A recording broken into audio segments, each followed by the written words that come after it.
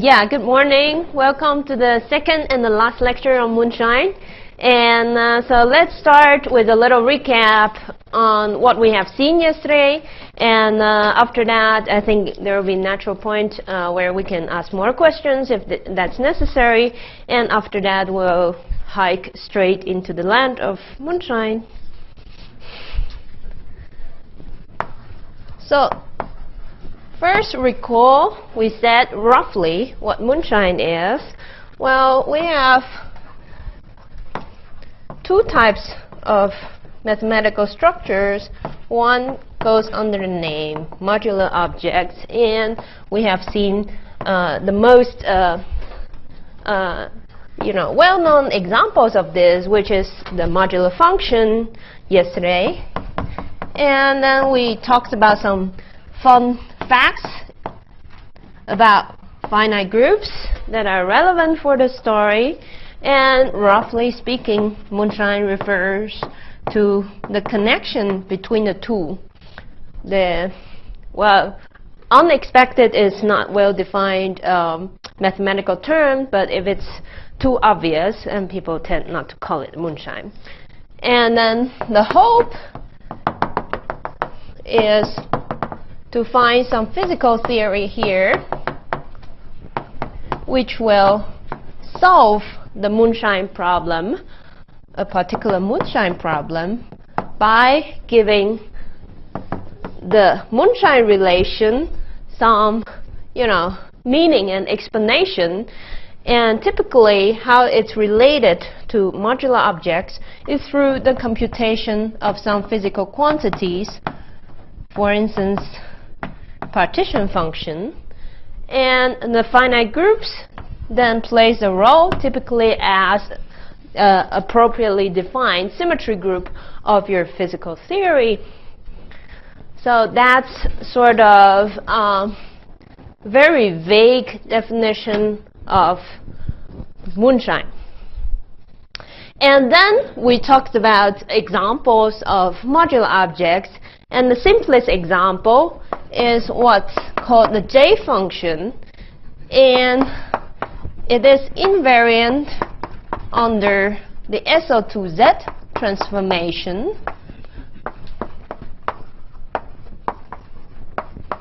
Acting on the upper half plane in the natural way.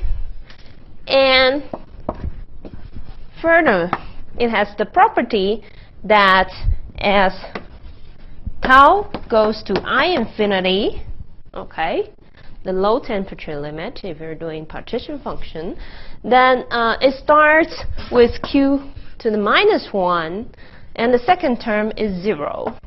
And you have higher powers of Q following that.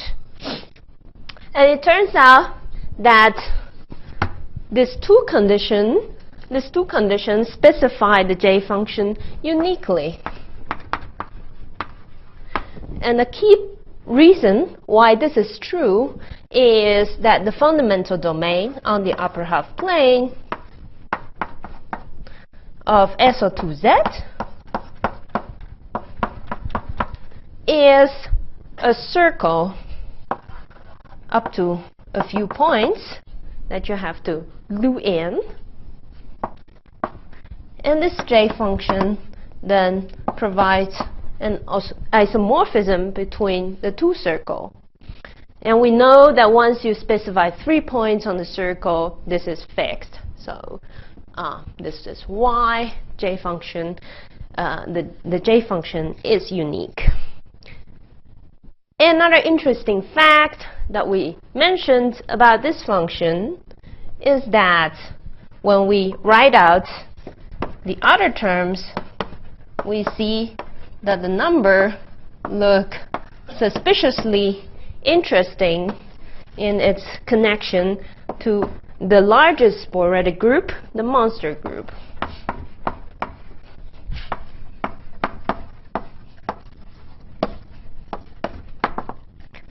To be more precise, and then in general we call this coefficient, nth coefficient Cn.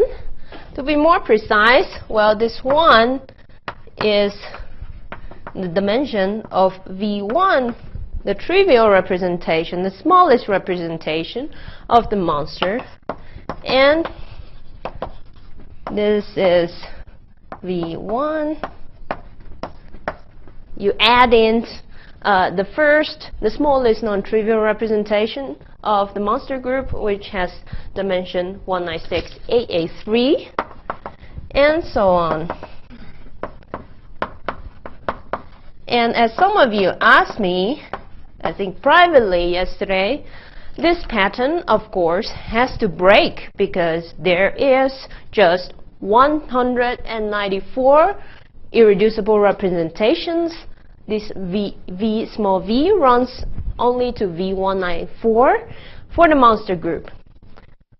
But the point is, even though, you know, it's not just like 1 plus 2 plus 3 and so on, you can still find a representation, not necessarily this sort of combination of irreps, but some rep such that the dimension coincides with Cn for some large n. Okay, so that's a hint of Moonshine. And then we talked about something about 2D CFT in the orbifold context.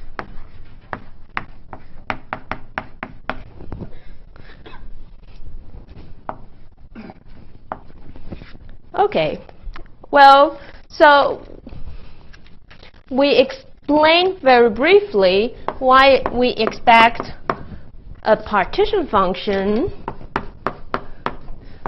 So today I'm going to be more schematic, and I'm going to focus only on the holomorphic part. So there's tau. I will skip writing down tau bar and q bar. So roughly speaking, on the holomorphic side, this is the holomorphic partition function. And we expect it also to be related to the torus. This is well, from the path integral,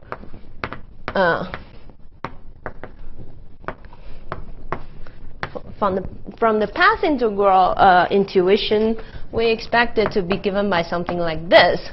Of course, strictly speaking, because we're working with holomorphic CFT, so this is only serves as an intuition, but there's more rigorous way to argue for modular invariance. But for the purpose of ours, this is enough of an argument, at least suggesting why this is true, that the partition function is invariant under SO2Z. Well, simply because SO2Z leaves a torus invariant. Okay, so that's the modular invariance of a partition function of a conformal field theory. Now, let's focus on the case where the theory admits a finite group symmetry.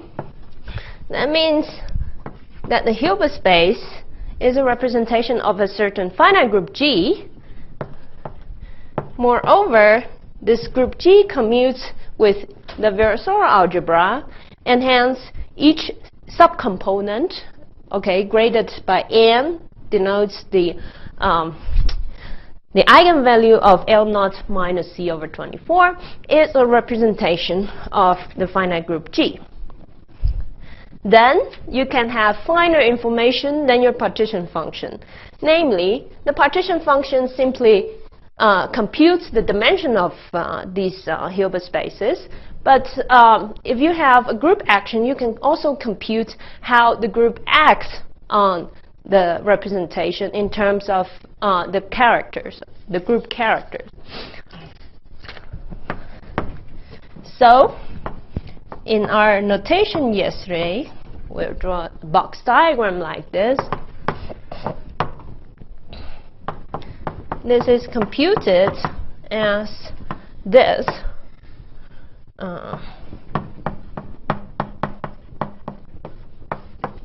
Okay, so you insert a G action in the trace, okay, where G is an element of the symmetry group of your theory.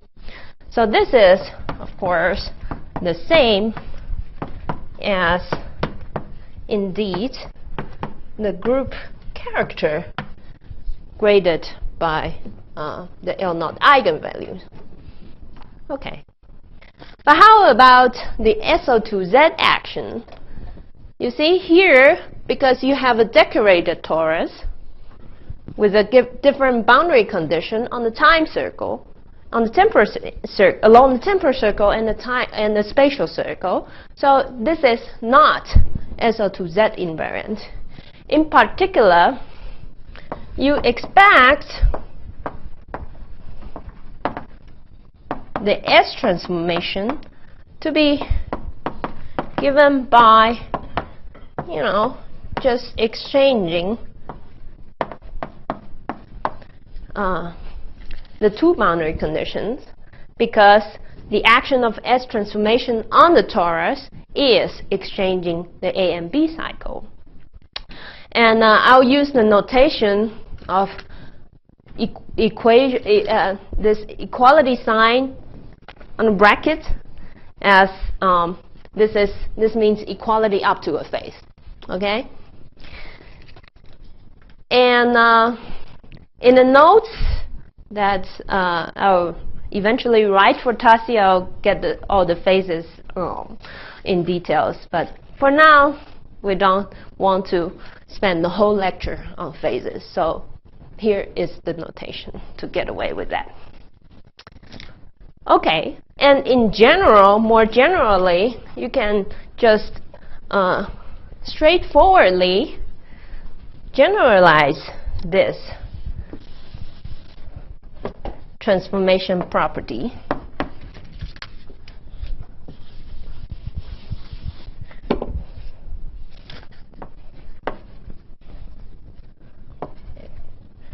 I have to write mega big because these boxes have a lot of decorations on it. HB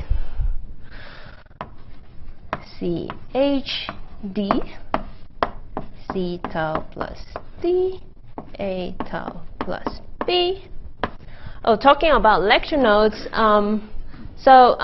there's some set of lecture notes linked on the wiki page, and it's the lecture notes for the winter school from last year, which is a little different from what I'm teaching now, but 70% the same, so it might still be useful to look at them.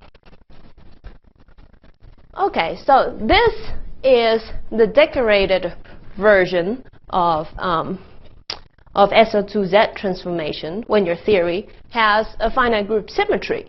In particular, if you take both G and H as an identity element, then of course you recover the SO2Z invariance of the usual partition function. And before we stopped yesterday, we also gave an example of this.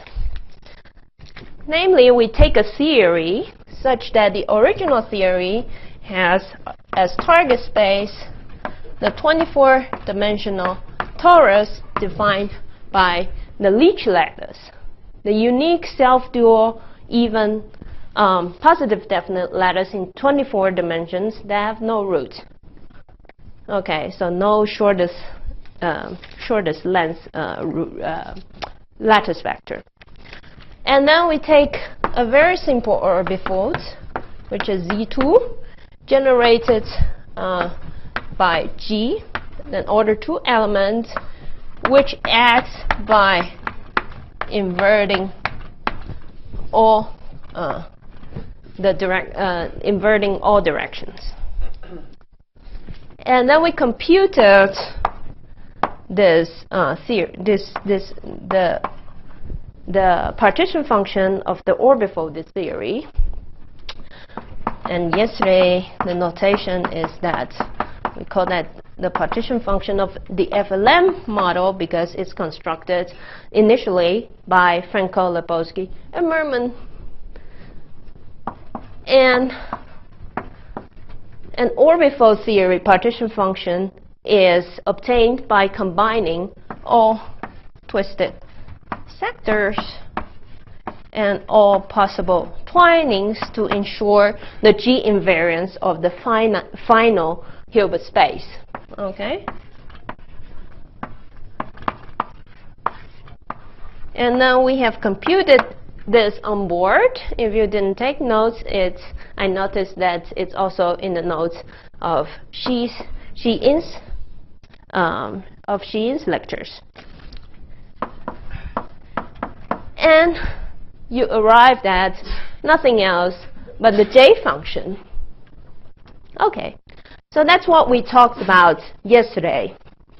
And in what follows, I will first tell you how to tie these elements together into a story that's called Monstrous Moonshine. And then we will talk about other moonshines that's been happening more recently. But before that, if there's questions.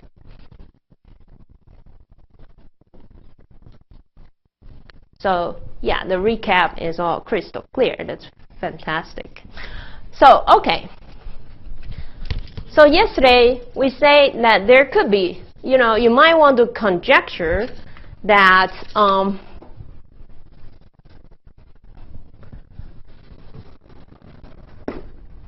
okay, I run out of space, so let me kill this board.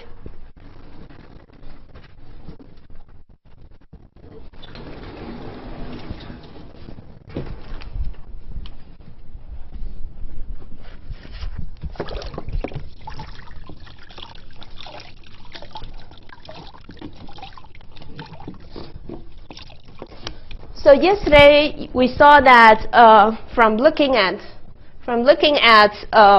the coefficients of the J function and its relation to the irreducible representations of the monster group, you might want to conjecture that there exists an infinite dimensional representation. Well, because you have an infinite series, right? So you need infinitely many terms, and then an infinite dimensional representation such that this is true infinitely many times.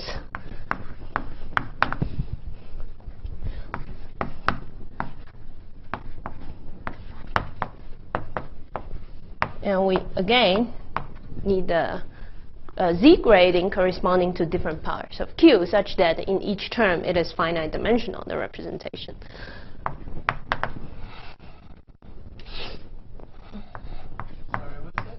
Next to the V? That's the natural symbol. Yeah. I didn't invent this. FLN invented this. Yeah, because, well, what's the reason?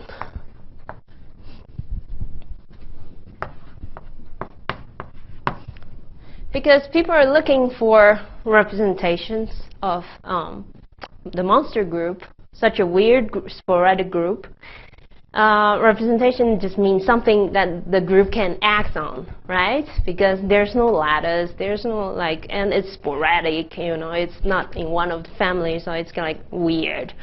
But hopefully, because J function is such a natural thing because of uniqueness and because of its all other importance in mathematics, so you think this representation must be natural. So let's put a natural sign in it. I guess that's sort of the sociology behind the notation. Okay, so we might want to conjecture that there exists such a representation for each integer larger than -1, such that this is true. In particular, it looks like when n is -1, then this is just you know, the trivial representation, that one is positive 1, and it's this combination and so on, because that looks natural. But we also say that it's kind of silly, because, you know, you can take as many trivials as you want. But what we can do is, if such a representation actually exists, there's not just the dimension you can compute. There's the graded characters also, right? Just like in the orbifold case, you can, you know, see how the group acts on. So consider, how about this guy?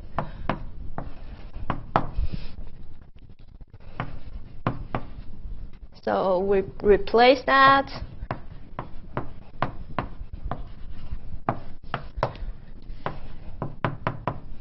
So this is yet another infinite Q series we can consider.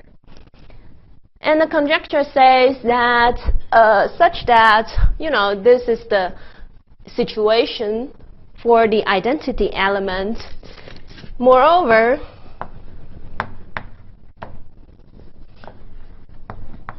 all these other infinite Q series are also very, very special infinite Q series.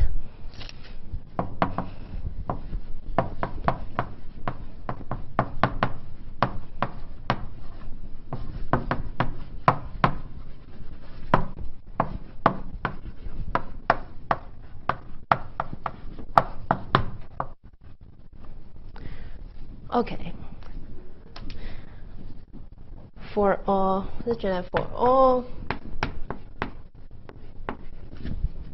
group elements, you have a help module. So what does that mean? Let me just explain the words.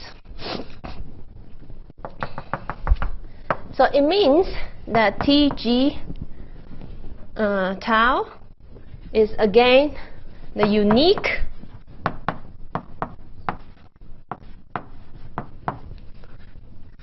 such function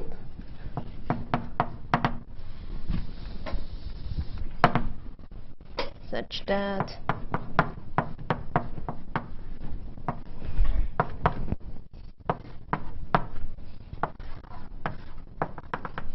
okay.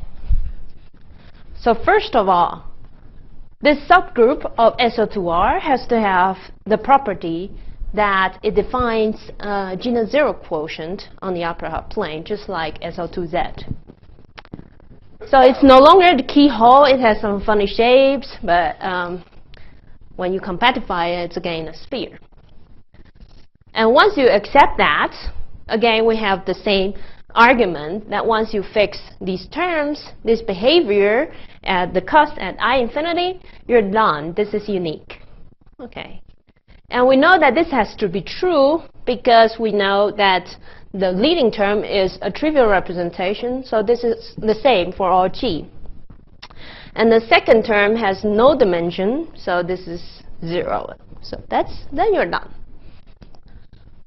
And this has to be true for all elements, but fortunately we don't have to check like 10 to the 54 because the trace is of course invariant under conjugation, so you just have to check through 194 conjugacy classes. With sufficient willpower or sufficient number of grad students, you can do that.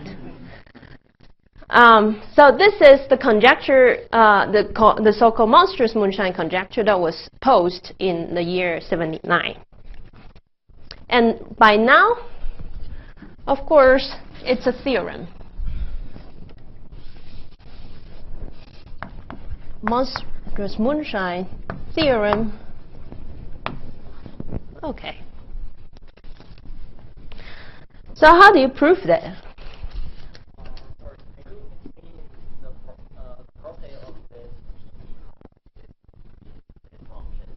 What? Okay.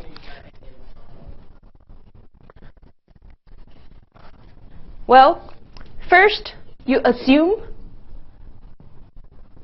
that the representation exists. Then you define the function as the character, graded character of the representation. And then you conjecture that this natural representation has the property such that this is a modular form. This Q series, infinite Q series, is again, like the J function, a modular form, but not anymore modular form for SO2Z, but some other modular form for, you know, for some other discrete subgroups that acts on the upper half plane. Moreover, this has to define a genus 0 quotient on the upper half plane. And moreover, this function is a unique function that induces this isomorphism. So I hope this is clear about what the assumption is and what the requirement is. Good. Will it help if I give an example of such a group? Well, so for instance, for 1G, for a certain G, I think it's called 2A or 2B, I think, but I think 2B, but in the Bible for finite groups, but it doesn't matter. For some order 2 element G, so G squared to 1 to an identity in the monster,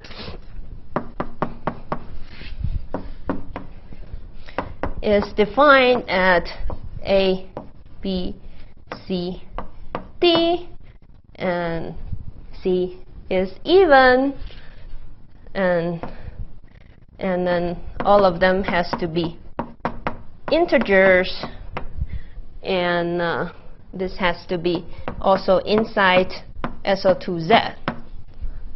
Okay, so it's a subgroup of the modular group that we usually work with. Are there some G's that this group isn't in SL2Z? Yeah, that's the funny part. Yeah, that's the funny part. And people don't have a good understanding of it till some understanding it very recently. So for each G, you have to find this subgroup. There's no, a priori not. But there's some hints, okay, from physics, from the orbifold construction. So let's pause for 1 second. Why this is, you know, impressive? First, it really points to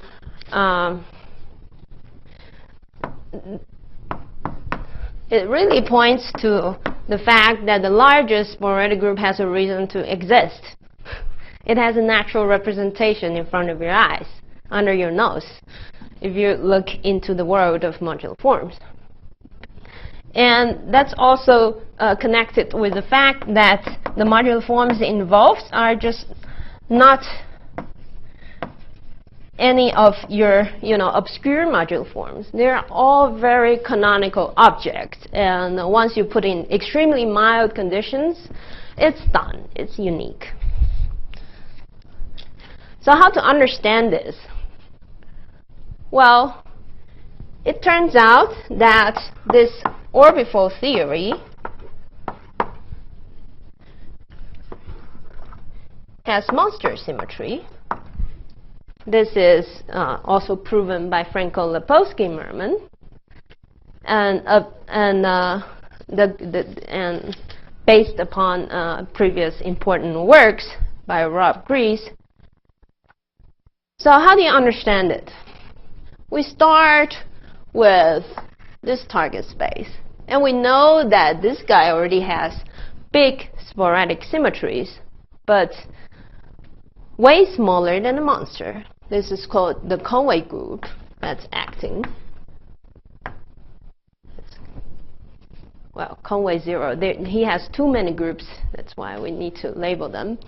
Of course, he himself didn't call it Conway 0, but that's how we call it. But you just need, the magic thing is that you just need one extra generator to go from Conway to the monster. Okay, and what this generator does is that it's a non-geometric symmetry. It exchanges the twisted and the untwisted sector, so these two sectors. And that's the idea. Okay. So back to the question about how to predict what gamma sub g is. Well, then this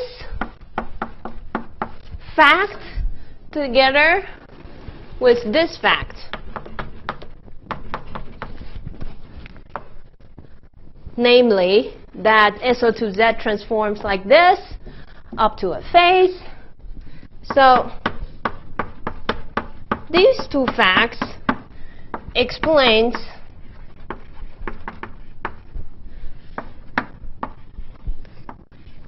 the part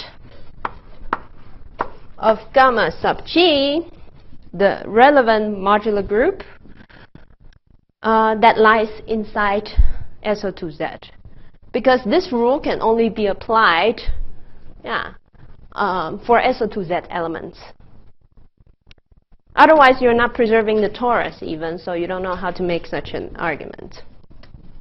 So for instance, in this lucky case,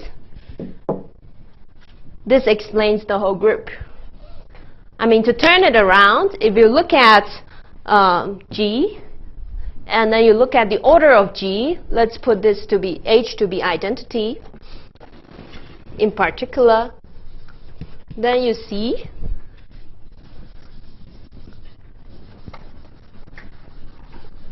that if G to the power C is identity, then you get something that's closely related, right? So then you can predict what kind of generators this gamma sub G must have in order to be compatible with the SO2Z transformation there. So that gives you strong hint what gamma sub G is. But from this argument, you cannot see the part of gamma sub G that lies outside SO2R, which is, however, very important to establish that you have this uniqueness condition. Okay, and I'll give you a little bit of an idea about how to prove this, how this was proven by Borchert. Right, so now imagine that you're handed with this conformal field theory, and it's proven that it has monster symmetry, and the partition function seems to work out fine. And you want to prove that, and on the other side, for all 194 different choices of G, you have worked out the candidates for T sub G. Now you want to argue that this when you consider the twining, so when you consider these characters, this H sub n, so the subspace of your Hilbert space, indeed does the job to reproduce the infinite Q series there. Okay, how do you prove such a thing? So Borchert's proof basically involves the basic idea is to use this identity plus other identities plus other similar ones. So it's an infinite product on the left hand side. So positive. Okay, and the power, the exponent, is given by the Fourier coefficients of the J function that's defined up there.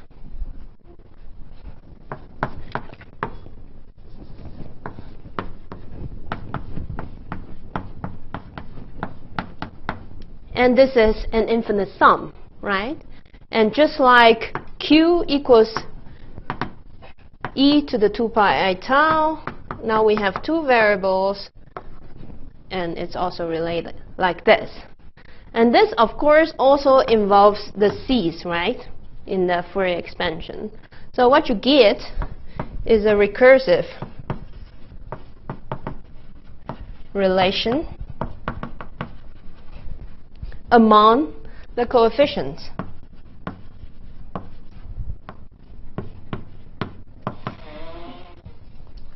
So that's on the side of the TG, of the mathematical conjecture.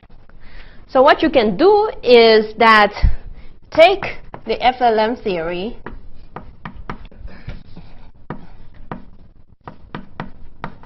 so you have a 2D conformal field theory.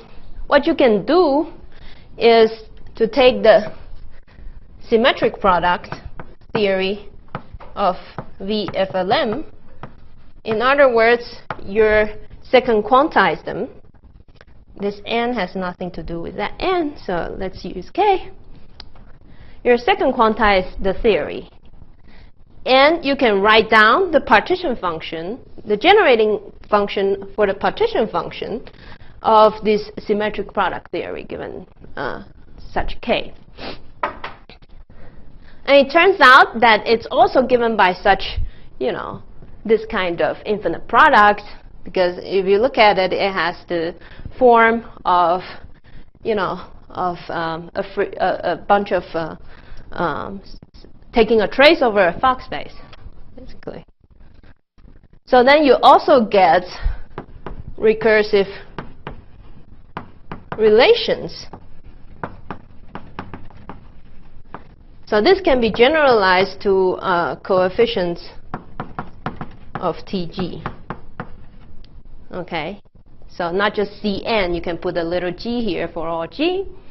And if they satisfy the same set of recursive relations, you can just check the first few terms. If the first few terms are the same and they satisfy the same recursive relation, you're done.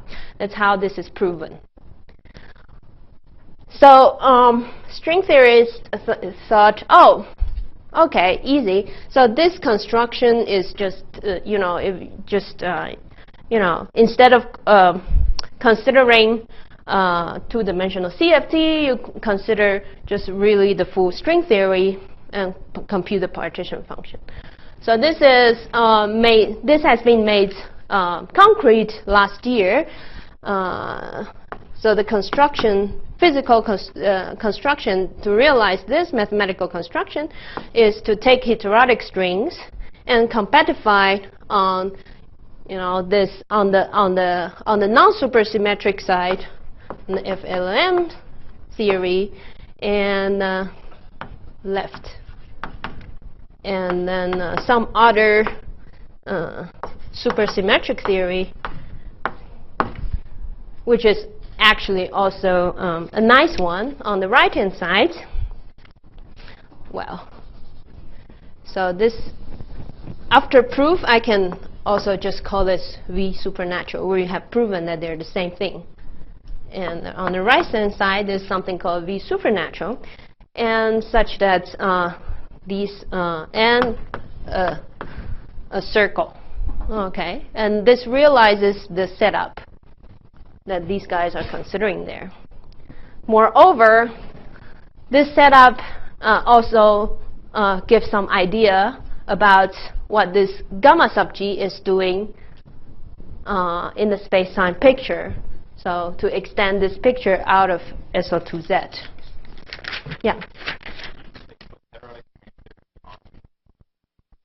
So you compactify down to 1 plus 0 dimension. Okay, so that's the story that's mostly understood for Monstrous Moonshine. And I have some time left for new Moonshine. And you might put plural there. Yeah.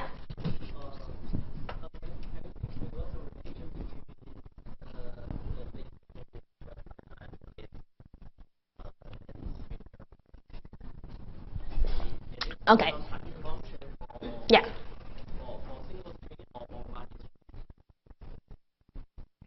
It's a string theory partition function. You don't distinguish a single string or, it's a partition function for the full string theory. No, it's a space-time. You compute a space-time quantity.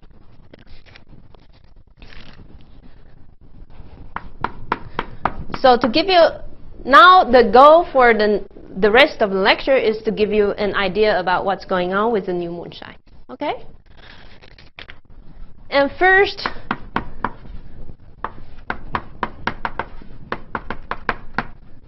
thing one has to introduce is the so-called elliptic genus of what we have mentioned yesterday, the K3 surfaces.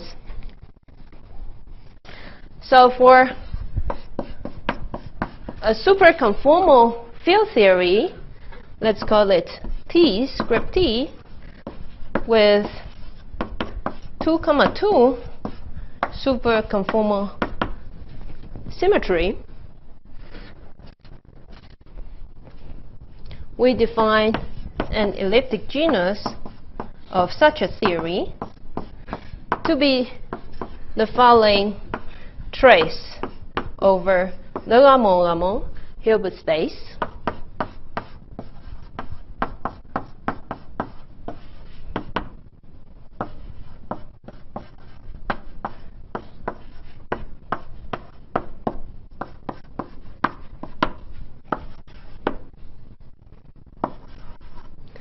So we know what L0 is. These are the zero modes of the Virasoro. And when you have n equals 2, there's also a U1 current. And J0 denotes the zero modes of the U1 currents. And this factor plays the role of -1 to the f. So as a result, this is an index. If you put y equals 1, so you forget about the grading of the left-moving U1 charges, what you'll get is nothing but a Witten index. It just counts the number of Ramond ground states. But if you keep track of this, then you get a more interesting information.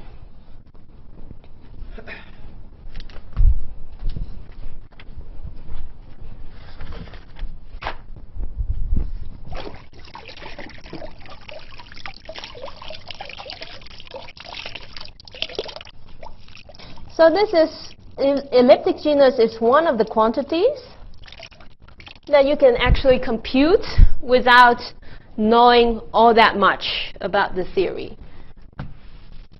And nevertheless, it's still a non-trivial quantity. It computes the states that are BPS in the sense that there are Ramond ground states on the right-hand side where there's no fugacity for the U1 currents. But on the left-hand side, it can be anything.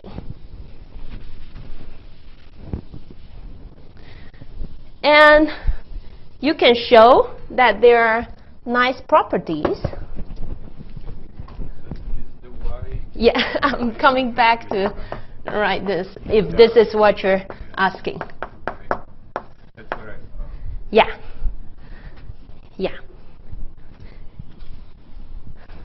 And since it is a CFT quantity, a trace over the CFT Hilbert space, you can also give it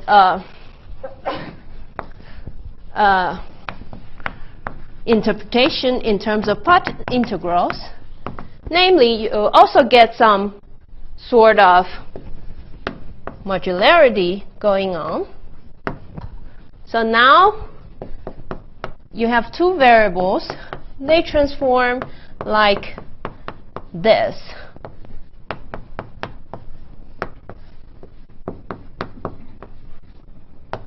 Under SO2Z. And this will leave the function basically invariant. And it also has the so-called spectral flow symmetry related to the symmetry of the superconformal algebra. That's one point of view to say this. So, which says mathematically that the function is also basically invariant if you shift the fugacity by an integral amount of tau. This simply says that you should really think about this fugacity z as a point in the lattice on the torus. Okay, and I say that these are basically invariant, so there are some phases you have to take into account, and the transformation is indicated actually by the central charge C of the CFT T. And this structure gives them the name that's called Jacobi form in the math literature. And fortunately, this is also a mathematical beast, some kind of modular objects that's very well under control, as we will see in a little bit. And the third property, yeah.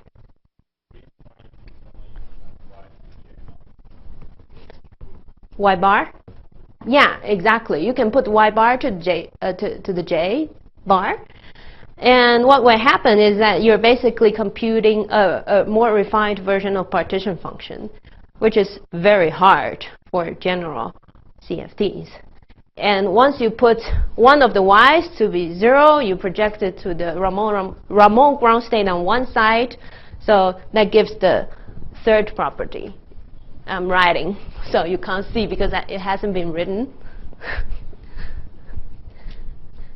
So that it's an index, or it's a rigid quantity, or that means invariant under reasonable deformation.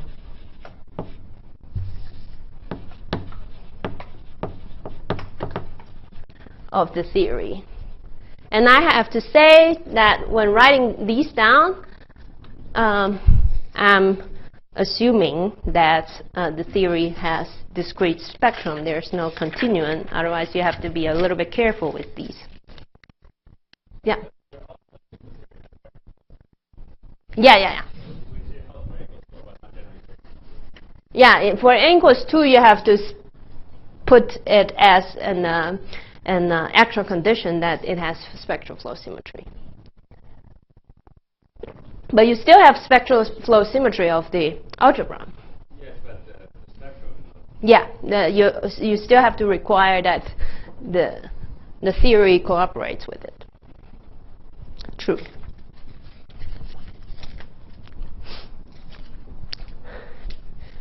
So an example of such a theory is nonlinear sigma model.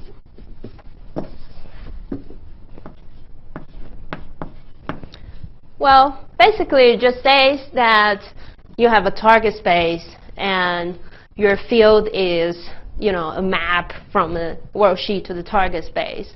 And you want to put SUSY on it, so there's fermions, okay? And then you want to say, like, a priori, these are not conformal, but you have 2 SUSY when you have target space, let's call the target space M again, and let's call it the sigma model of M, okay? So when M is scalar, you have 2 supersymmetry. When M is Calabi-Yau, you have, the theory is also conformal. You can check that because of Ricci flow, so the beta function vanishes. So you have the super conformal algebra as symmetry. And when you also have hyperkähler structure, then you have a sphere value of complex structures. So you have SU2. So the R symmetry, that translates to the R symmetry. So roughly speaking, you have this restriction on the target on one side and the symmetries on the other side.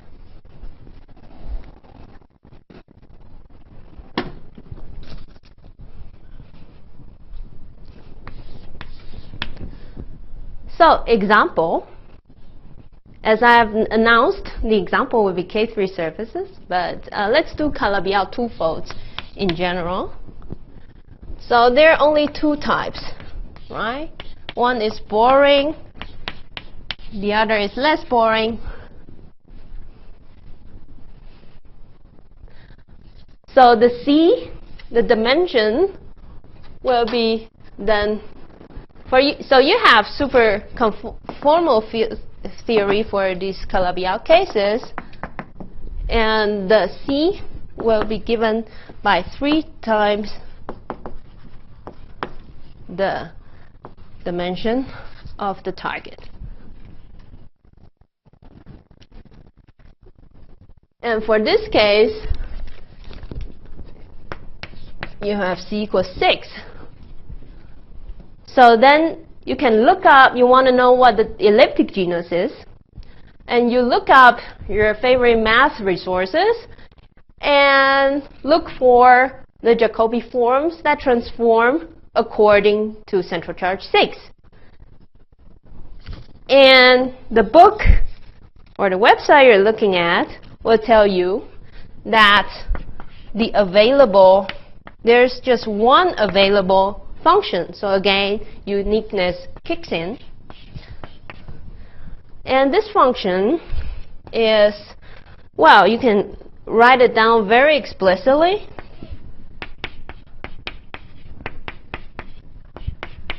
Why not?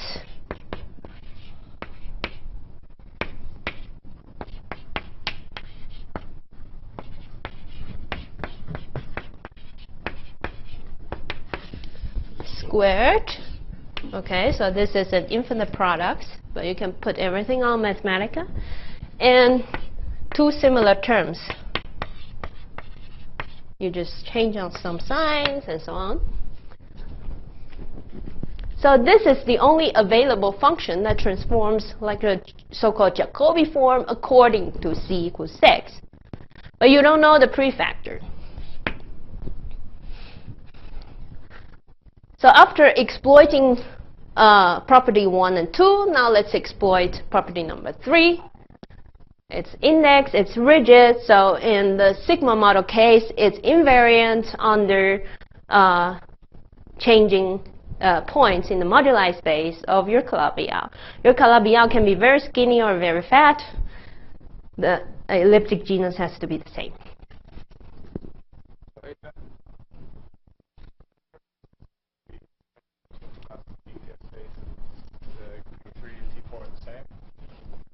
Yeah, except for, of course, that C is different. So moreover, it literally is a topological invariant of the manifold that generalizes, for instance, the Euler characteristic. And here, you only have one number to fix. So you only need one topological invariant. So this is 0, and this is T. And if you look closely at the definition of the elliptic genus, you can convince yourself that, you know, the elliptic genus in general reduces, will give you the Euler characteristic if you put Z to be 0.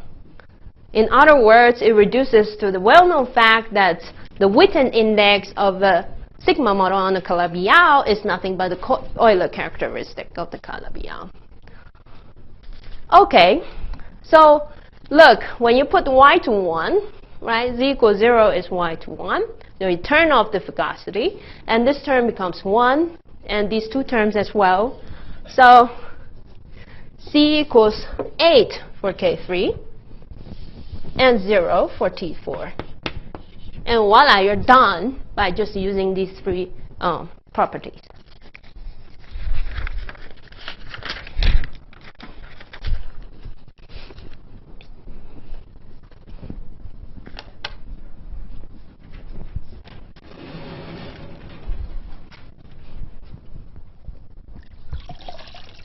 So I don't want to talk too much about 0 because it's not as fun as non-zero. So let's talk about the K3 case. Are there questions at this point? Yeah.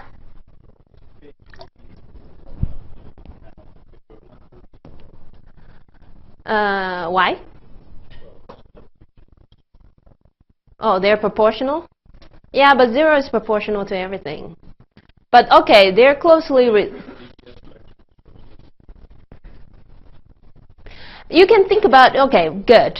Yeah, I mean, the most manageable, well, using the Jacobi property wasn't the way people initially computed the elliptic genus of K3. And it is true that people use T4 to compute K3 elliptic genus, because if you take an orbifold, let's take a Z2 orbifold, but you can take Z3 and etc. orbifold of a specific T4, so especially pretty torus, and you blow up the singularities and you get a K3. Yeah, so you can compute it via the orbifold CFD techniques. That's an honest, more honest computation if you want.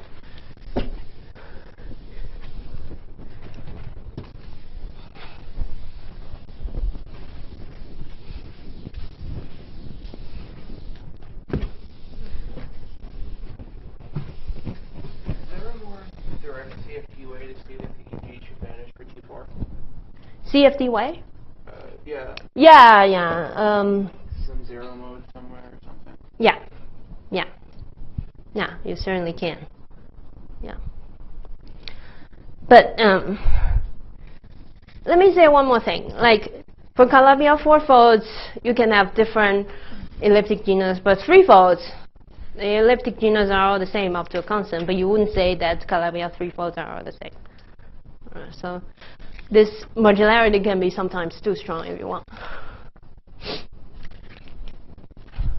So what you can do with this non-zero guy is that we haven't used really the n equals 4, 4 superconformal algebra. So what you can do is decompose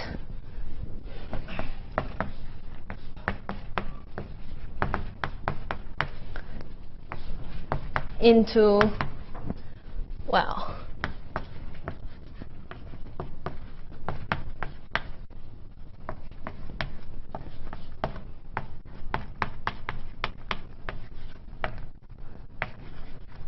so this is by W, H, and L, I mean this is an irreducible representation of the n equals 4 superconformal algebra, the chiral, only one copy. Okay.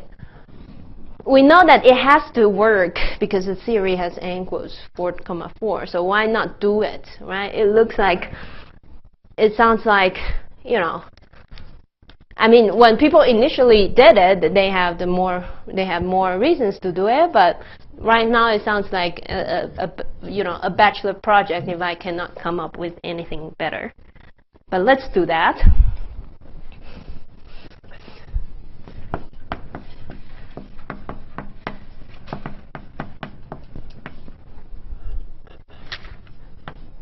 And this has been computed thanks to a lot of work in the early 80s. So this has been computed, and so you can just like look at what's, so H and L denotes, you know, the weight, the conformal weight, and J0 eigenvalue of the highest weight state in the representation. Okay. So you know these functions, so you can just write down, it's a linear algebra problem to say like how many copies of the representation contributes in the elliptic genus. Because you have the function, right? Explicit function there, and you have the explicit function here. I'm just not writing down for you, so you can just ask Mathematica to spit out numbers. So that corresponds to each H and L. And there is two types of representation. So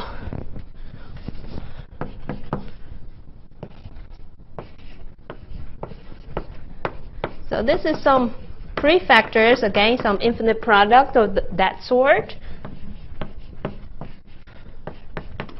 And this is some interesting infinite sum that looks like this, but we don't really need to know the definition.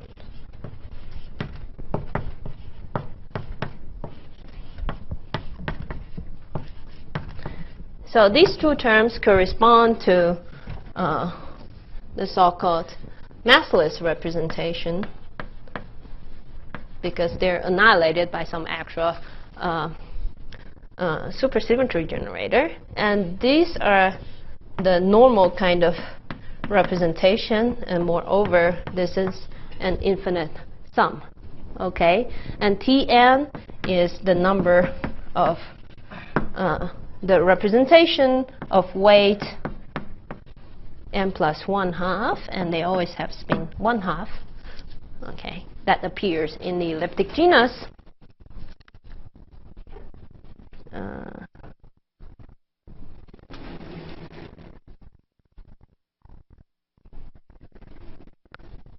Yeah, sorry. Yeah. So in this way, you can basically rewrite the function I wrote there into this form, which is they're equivalent as a function, but you get out an interesting part that is an infinite Q series, basically encoding the number of massive representations that you have.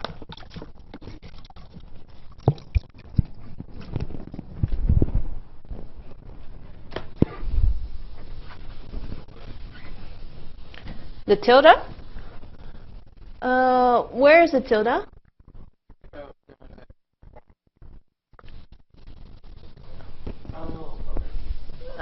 I didn't understand the question, but it seems that it has been resolved. It's the best.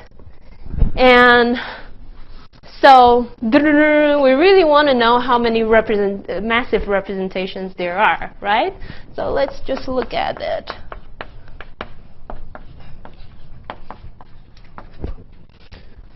Let me pull out some factors.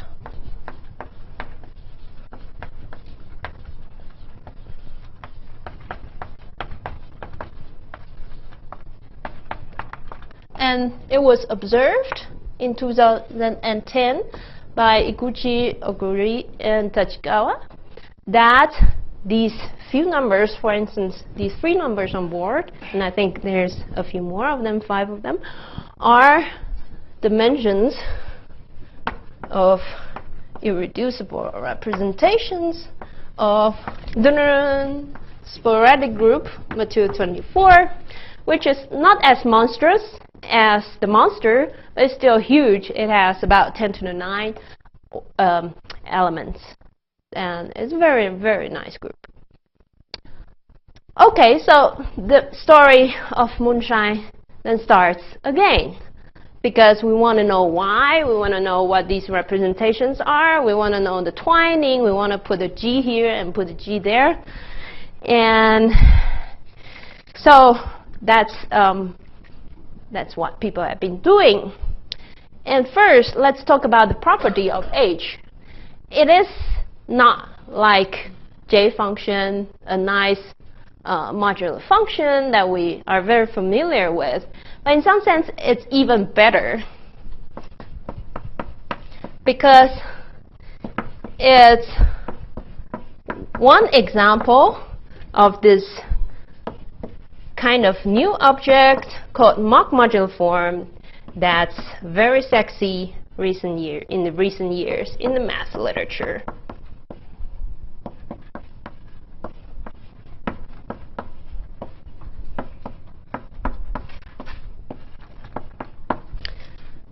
So what's a Mach modular form? This is a Mach modular form. But what do I mean? I mean that this guy transforms like a modular form under SO2Z.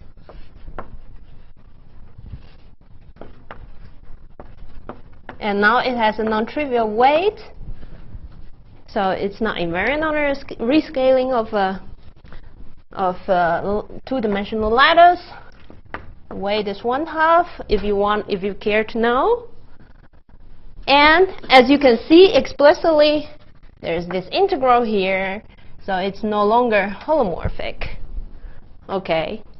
So if you have a holomorphic function such that you can add a piece, well, you can change this. This is called the shadow function, but you cannot change the rest of the structure. Is fixed.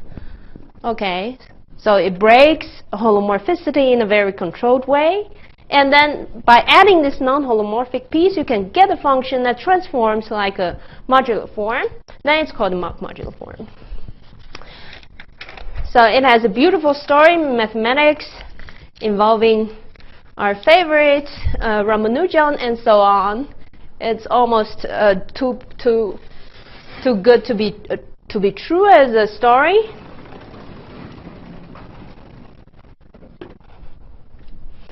Well, almost like, I mean, I don't mean it in a way that with like sex, violence, and dead bodies, but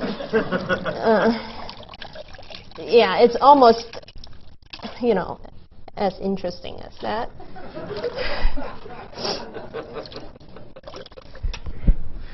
But that's not the topic of the lecture. So, to summarize, in 2010, people realized that, whoa, there's this new moonshine involving this new type of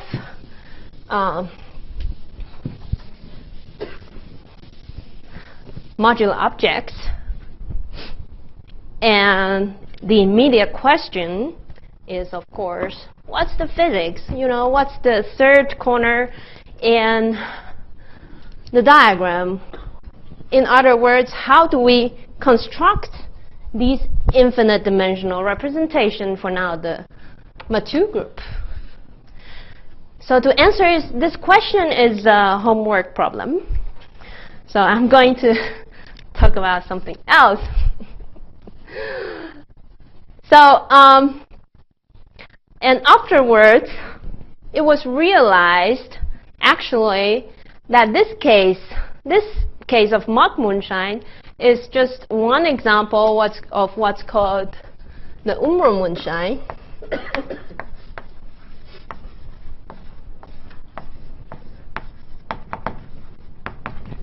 Okay, so we have seen yesterday that apart from Leech ladders, there are also 23 nice lattices in 24 dimensions that's classified by Niemeyer, and they have nice non-trivial root systems and so on. And you can define the automorphism group and get to some interesting finite groups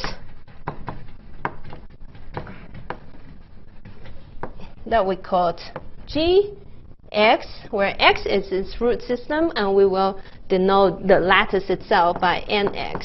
I should have make bigger boxes. And in a way that I won't be able to explain today, you can also uniquely specify certain interesting Mach modular forms from the data of the lattice.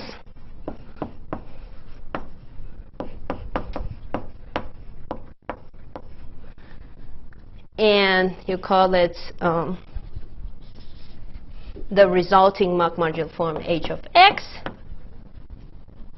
So this is can be all constructed in a uniform way. And the surprising thing, well, not for you since I'm lecturing here, so I told you what the story is about, but a priori it's extremely surprising that the mock module forms you construct relates to the automorphism group of the Niemeyer lattice in exactly the same way that we have seen, in exactly the same Moonshine way. For instance,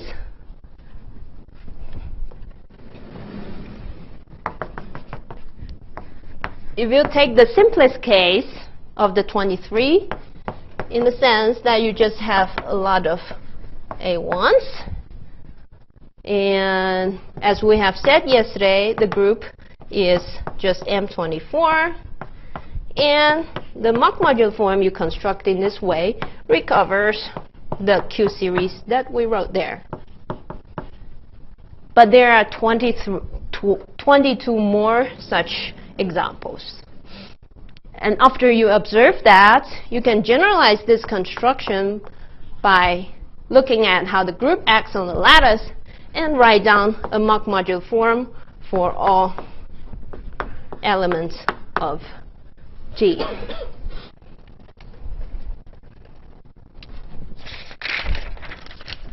So I have about 2 minutes left. Yeah. Okay. So what is the status of constructing this representation?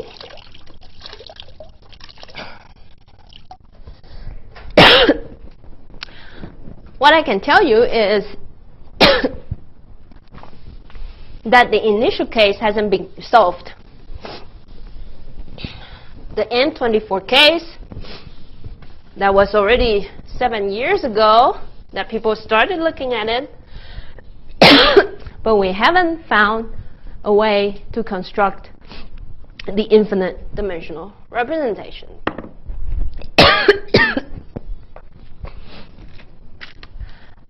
By now, how many cases of these 23 have been solved? I don't know, because I'm still writing the draft tonight. But there's already 2 papers, existing papers on that topic. But in total, I think about 10 we have it under control. Unfortunately, all for smaller groups, and the constructions all seem a little bit, you know, not generalizable. The story seems to be beautifully uniform, so we're looking for something uniform. So I can say about this construction, including mine, and maybe in particular mine, that these are not satisfactory solutions. So how about the K3, right?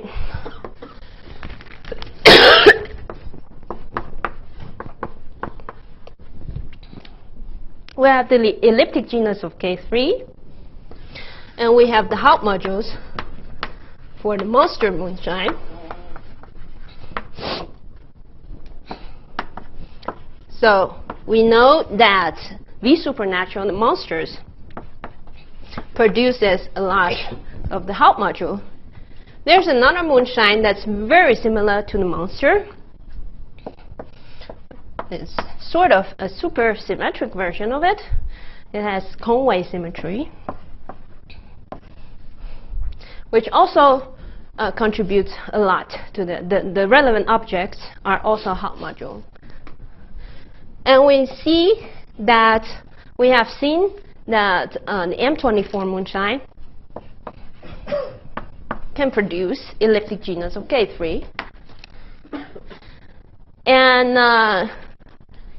my collaborators and myself have been advocating that all cases of Umbral Moonshine, there's a well-defined way to also get to elliptic genus of K3. Okay, and it was a realization in a few years ago that the Conway Moonshine also can be related to elliptic genus of K3 by adding supersymmetries, adding more supersymmetry. The original construction to get n, help module is n equals 1. To get more, but if you impose more supersymmetries, you get to that. So we know that different points in the moduli space of K3 sigma models have different symmetries. So the obvious question of how relevant this is for the Moonshine problem is how do they compare with the finite groups that we want that arises from Moonshine. So the comparison at the moment, well, this is a theorem, but this is the best we can do, is that we have Umbral Moonshine, and we have this Conway Moonshine. They have to be a little bit more in proportion, I guess, but you get the idea. And here,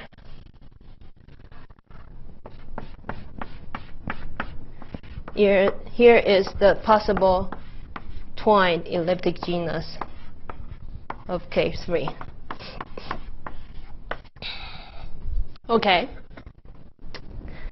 So this picture, first you have to classify the symmetry group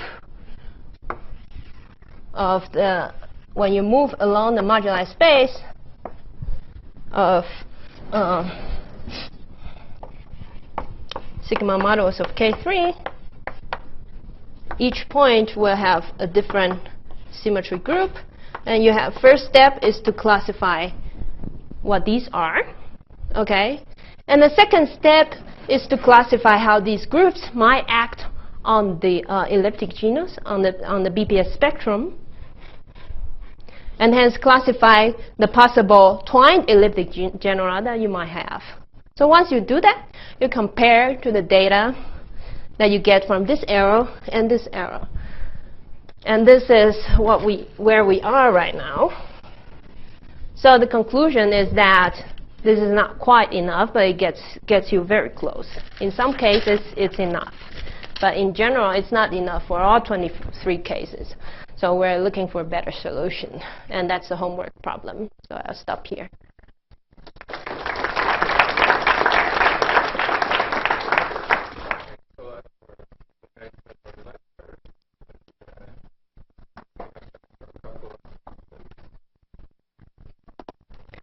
Yeah, there's some other aspects of the development I had zero time to talk about, which is, the discovery of more cases, even more cases after this. But yeah.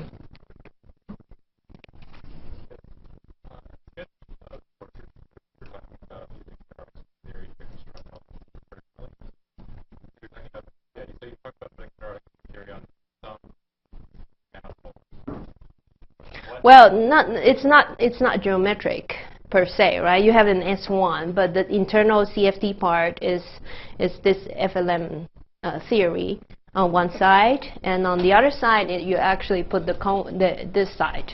Well, you can also choose to put other SCFTs on it, but that's what they did. So they means Roberto Volpato and Nathalie Paquette and Daniel Persson.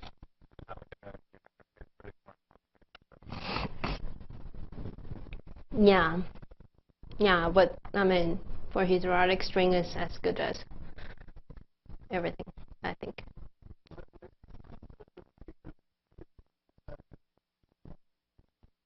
Well, because you have left and right mover. Yeah.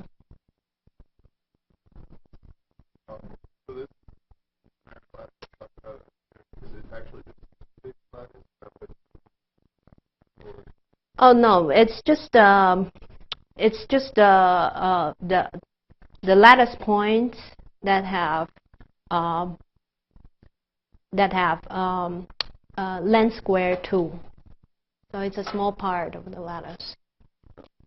Because I mean, you can see that this is not self-dual, right? In general. Huh?